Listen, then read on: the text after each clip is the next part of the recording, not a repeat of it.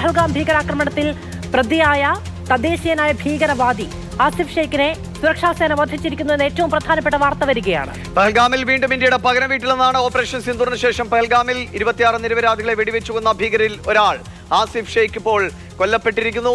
Indian സേനയുമായി നടന്ന ഏറ്റുമുട്ടലിലാണ് ഇയാളെ വധിക്കാൻ കഴിഞ്ഞത്. അർജുൻ പീതാംബരൻ ഡൽഹിയിൽ നിന്ന് വിവരങ്ങളുമായിട്ട്. അർജുൻ, എവിടെ വെച്ചാണ് ഇയാളെ കണ്ടെത്തുന്നത്? എങ്ങനെയാണ് ഇയാളെ വകവരുത്താൻ കഴിഞ്ഞത്? പക്ഷേ ഇന്ന് രാവിലെ ത്രാൽ മേഖലയിൽ, അതായത് ഈ അവന്തിപുര ത്രാൽ മേഖലയിൽ ഒരു വലിയൊരു ഏറ്റുമുട്ടൽ നടന്നിരുന്നു. അതിൽ പങ്കെടുത്തത് പ്രധാനമായിട്ടും CRPF-ഉം അതുപോലെ തന്നെ ജമ്മു കാശ്മീർ പോലീസും വരുന്നു. അവിടെ 2 or 3 ഭീകരരുണ്ടായിരുന്നു എന്നുള്ള കാര്യം സുരക്ഷാ സേനയ്ക്ക് വിവരം കിട്ടി. അതിന് പിന്നാലെ തിരച്ചിൽ ആരംഭിച്ചു. അത് പിന്നീട് വലിയ ഏറ്റുമുട്ടലിലേക്ക് പോയി. അതിനുശേഷം ഒരു ഭീകരനെ വധിച്ചു എന്നുള്ള ഔദ്യോഗിക വിവരമാണ് സേനാ വൃത്തങ്ങളിൽ നിന്ന് നമുക്ക് ലഭിച്ചത്.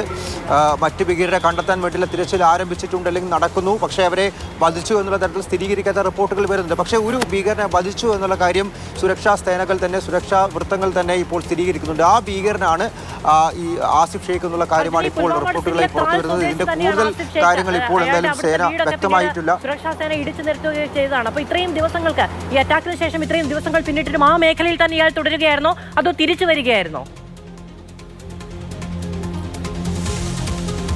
മധു, അത്തരത്തിലുള്ള കാര്യങ്ങൾ എന്തായാലും ഇപ്പോൾ സുരക്ഷാ സേന വ്യക്തമാക്കിയിട്ടില്ല. ഇന്ന് രാവിലെ ഈ അവന്തിപുര ത്രാൽ മേഖലയിൽ ഭീകരർ ഒളിഞ്ഞിരിപ്പുണ്ട് എന്നുള്ള വിവരം സുരക്ഷാ സേനയ്ക്ക് ലഭിക്കുന്നു. അത് പിന്നീട് തിരച്ചിൽ ആരംഭിച്ചു. ഈ തിരച്ചിലിൽ പ്രധാനമായിട്ടും പങ്കെടുത്തത് CRPF-ഉം അതുപോലെ തന്നെ ജമ്മു കാശ്മീർ പോലീസുമാണ്.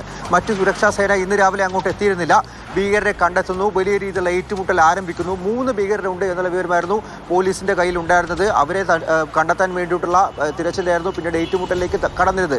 ഈ 3 പേരെയും വളഞ്ഞിട്ടുണ്ടായിരുന്നു സേന. അതിൽ ഒരു ഭീകരനെ വധിച്ചു എന്നുള്ള ഔദ്യോഗിക വിവരമാണ് സുരക്ഷാ സേനാ വൃത്തങ്ങൾ അറിയിച്ചത്.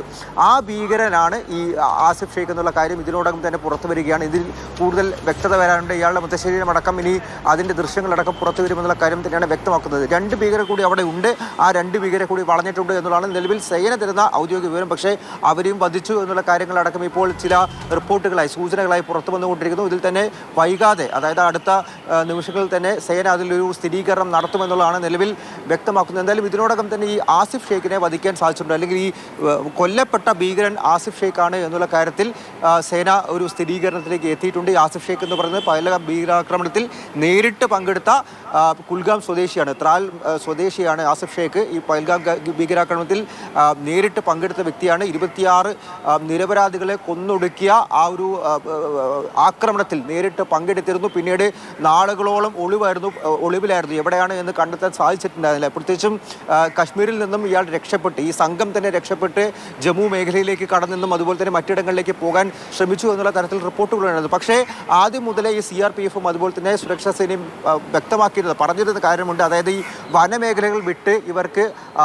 പെട്ടെന്ന് മറ്റൊരിടത്തേക്ക് പോകാൻ സാധിക്കില്ല എന്നുള്ള കാര്യം. കാരണം വലിയ രീതിയിലുള്ള ഒരു പരിശോധന എല്ലാം തന്നെ ഈ മേഖലകളിൽ നടത്തിയിരുന്നു. പ്രത്യേകിച്ചും ത്രാൽ മേഖലയായാലും പുൽവാമയായാലും അനന്ത്നാഗ് ഉൾപ്പെടെ വലിയ രീതിയിൽ വനമേഖലകൾ കേന്ദ്രീകരിച്ച് കോമ്പിംഗ് ഓപ്പറേഷൻസ് അതുപോലെ തന്നെ ഈ പരിശോധനകളെല്ലാം തന്നെ നടന്നിരുന്നു. അതുകൊണ്ട് തന്നെ സുരക്ഷാ സേനയുടെ കണ്ണ് വെട്ടിച്ച് ഇവർക്ക് പെട്ടെന്ന് ജമ്മു മേഖലയിലേക്കോ അതല്ലെങ്കിൽ മറ്റ് സംസ്ഥാനങ്ങളിലേക്കോ പാകിസ്ഥാനിലേക്ക് പോലും ഈ നിയന്ത്രണ രേഖ മറികടന്ന് പോകാൻ സാധിക്കുമെന്നുള്ള ഒരു വിലയിരുത്തലിൽ പോലീസ് എത്തിയിട്ടുണ്ടായിരുന്നില്ല, സുരക്ഷാ സേന എത്തിയിട്ടുണ്ടായിരുന്നില്ല. ഇതിൻ്റെ ഭാഗമായി ഇവരുടെ വീടുകൾ കേന്ദ്രീകരിച്ചും ഇവരുടെ സ്വദേശങ്ങൾ കേന്ദ്രീകരിച്ചും അതുപോലെ തന്നെ ഈ അനന്ത്നാഗ് പുൽവാമ പോലെയുള്ള നിയന്ത്രണ രേഖയ്ക്ക് തൊട്ടടുത്തുള്ള പൂഞ്ച് അടക്കമുള്ള മേഖലകളിൽ വലിയ രീതിയിലുള്ള പരിശോധന നടന്നിരുന്നു.